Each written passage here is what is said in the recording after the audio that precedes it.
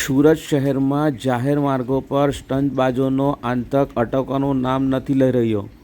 તાજેતરમાં મોટા Varachha ring road પર એક સગીર દ્વારા કરવામાં આવેલા જોખમી બાઇક સ્ટંટનો વિડીયો સોશિયલ મીડિયા પર વાયરલ થયો હતો.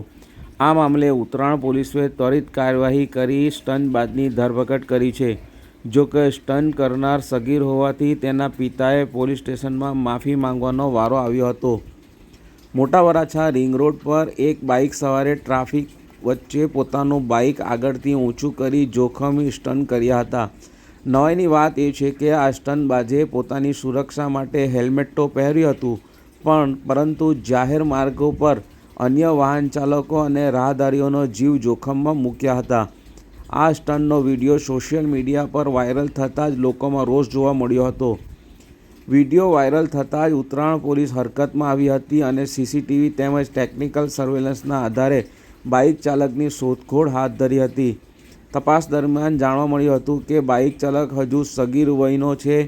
પોલીસે તાત્કાલિક સગીર અને તેના પિતાને પોલીસ સ્ટેશન તેડવ્યા હતા. પોલીસ સ્ટેશનમાં સગીરના પિતાએ પોતાના પુત્રની ભૂલ બદલ જાહેરમાં માફી માંગી હતી. ગળગળા સાથે પિતાએ જણાવ્યું હતું કે મારો પુત્ર 17 વર્ષનો છે અને તેણે પરમ દિવસે મોટા વરાછા રિંગ રોડ પર બાઇક પર સ્ટંટ કર્યા હતા. આવા સ્ટંટ કોઈએ કરવા જોઈએ નહીં, કારણ કે તેનાથી બીજાના જીવ પણ જોખમમાં મુકાય છે. હું મારા છોકરા વતી માફી માંગુ છું અને દરેકને એટલું જ કહીશ કે કાયદામાં રહેશો તો ફાયદામાં રહેશો.